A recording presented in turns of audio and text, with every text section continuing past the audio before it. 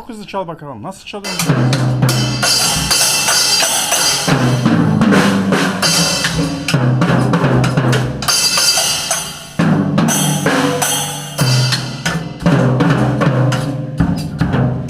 Ya bir de şarkı söyleyerek çal. Hı? Hadi.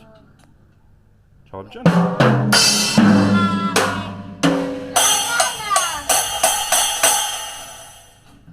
Devam.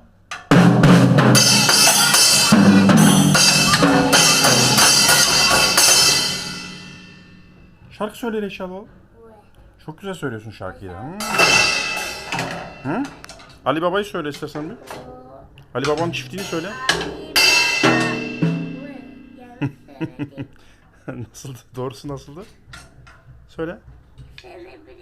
Tamam. Ali Baba'nın çiftliği var.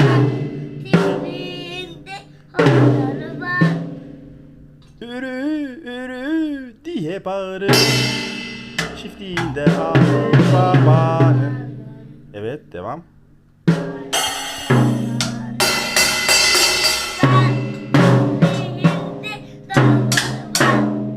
Nasıl yapıyor domuzlar?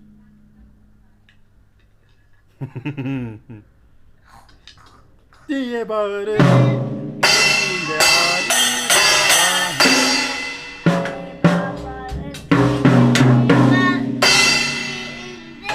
Ali Baba'nın.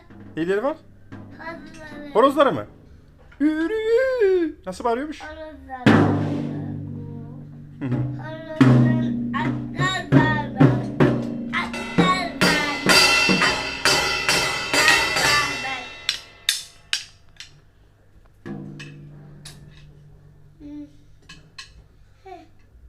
Yeter mi oğlum? Bitti mi? Konser bitti mi oğlum? Hayır. Devam mı edecek? Ben pauza yapıyorum. Pauza yapıyorsun. Okey. Peki ne söyleyeceksin şimdi? Şarkı da söyleyecek misin yoksa sadece şarkı söyleyecek misin yoksa bateri mi çalacaksın sadece? Bateri sardım. Çal bakalım o zaman bir tane daha.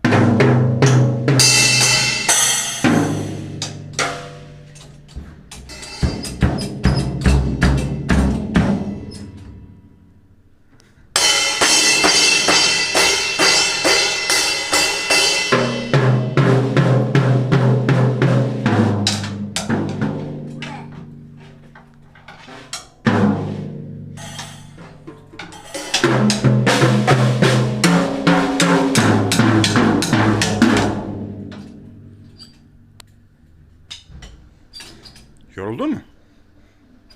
Çal çal çal. Onları da mı davul yaptın?